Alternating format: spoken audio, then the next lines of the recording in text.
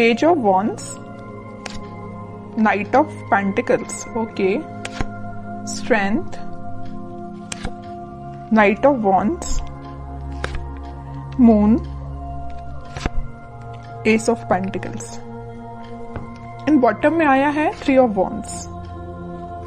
इसमें बता दूं कि ये वीक आपका स्टार्टिंग में तो आपको लगेगा कि बहुत ज्यादा स्लो मोशन में स्टार्ट हो रहा है। मे बी आप जो भी काम करने जाएं तो उसमें थोड़ा सा स्टक हो जाए। स्टक नहीं बोलूंगी मैं एक्चुअली इसको, मीन्स मूवमेंट बहुत स्लो तरीके से हो रहा है। अगर आप कोई काम भी करने जा रहे हो ना तो उसमें टाइम लग सकता है। अगर आप किसी से कम्युनिकेशन करने के लिए जा रहे हो तो मे बी वो पर्सन आपको अवेलेबल ना मिले, है ना, तो थोड़ा सा डिले हो सकता है काम में। स्टक नहीं बोलूंगी मैं इस चीज को, ओके। लेकिन ना आप इस वीक में मुझे स्ट्रेंथ बनाए हुए दिख रहे हो, मीन्स ठीक है, इट्स ओके। अगर कोई प्रॉब्लम चल रही है, अगर कोई सिचुएशन अभी थोड़ी सी डिले चल रही है, तो आप यही मेंटालिटी रखना, यही सोचना है कि जो होता है अच्छे के लिए ही होता है। कई बार क्या रहता है कि अगर कोई काम आप करने गए, उस टाइम पे वो आपका काम नहीं हुआ और बाई चांस थोड़ी देर बाद हो गया तो वो ज्यादा अच्छे से हो जाएगा, है ना। तो वही चीज है कि आप थोड़ा सा पेशेंस रखिएगा इस वीक में, ठीक है। लेकिन आप एक चीज नोटिस करोगे, वीक की स्टार्टिंग तो जरूर थोड़ी सी स्लो तरीके से हो रही है, लेकिन मिड तक आते आते आपके फटाफट से काम बनने लगेंगे। मीन्स आप जो भी काम करने चाहोगे ना, सारी चीजें आपको इजीली अवेलेबल होती जाएंगी, ओके।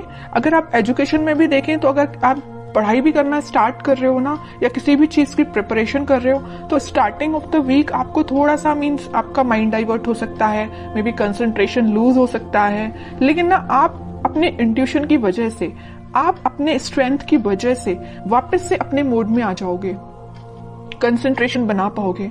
या आप जॉब करते हैं तो जॉब में स्टार्टिंग में आप देख सकते हो कि आपका ऐसा तो खैर होता ही है कि मंडे को जॉब में किसी का मन ही नहीं लगता है, क्योंकि फिर ये फील आता है ना कि मंडे से लेके सैटरडे तक काम ही करना है ना। तो स्टार्टिंग ऑफ द वीक में आपके थोड़े से थॉट्स इस टाइप के रह सकते हैं, लेकिन मिड तक आते आते ना आप एक एनर्जेटिक मोड में रहने वाले हो।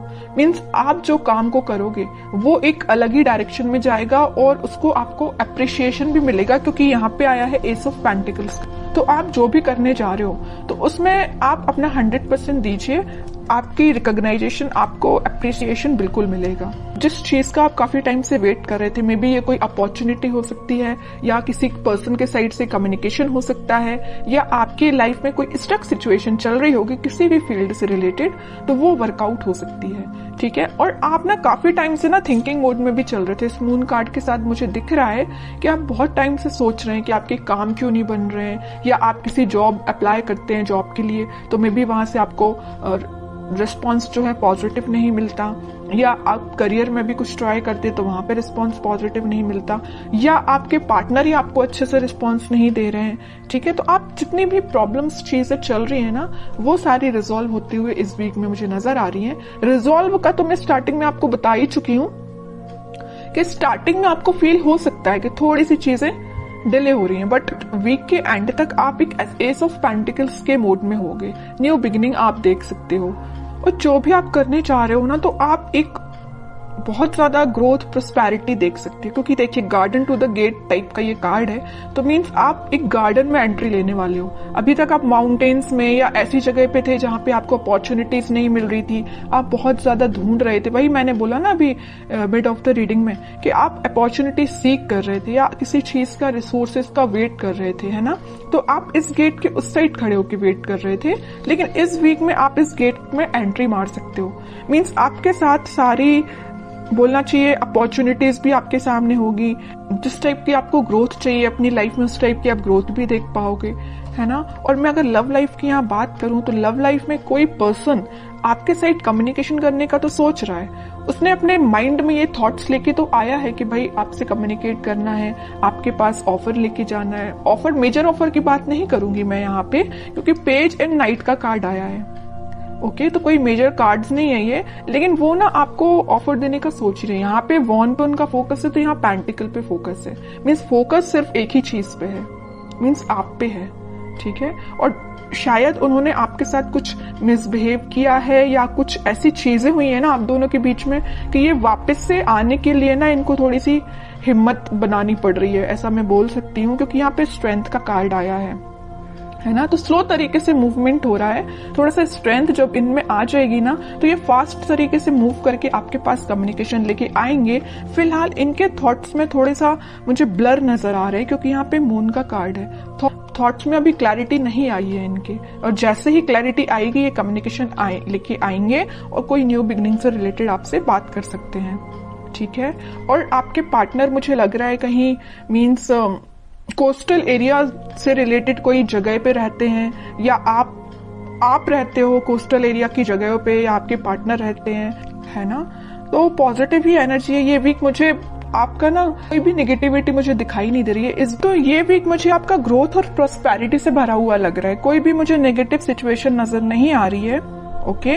बस मून कार्ड के साथ मैं आपको एक अलर्ट देना चाहूंगी, अगर आपके माइंड में कोई नेगेटिव थॉट आते हैं ना तो उनको मीन्स ज्यादा प्रायोरिटी नहीं देना है, तुरंत मूव ऑन करना है, तुरंत थॉट को चेंज करना है, ठीक है आपके लिए। और मैं एक कार्ड निकालना चाहूंगी एज अ गाइडेंस, क्या निकल के आता है और क्या फॉलो करना है आपको। तो मैं अगर लव लाइफ की यहाँ पे सम अप करके बताऊं आपको, पहले मैं कार्ड निकालती हूँ फिर बताती हूँ। देखिए मैं कह ही रही हूँ, आप ना अपने पार्टनर का में भी काफी टाइम से वेट कर रहे हैं, कम्युनिकेशन का वेट कर रहे हैं, यहाँ भी वेटिंग पीरियड, यहाँ भी वेटिंग पीरियड, और ये पार्टनर ना काफी दूर से ट्रेवल करके आपके पास आ भी सकते हैं।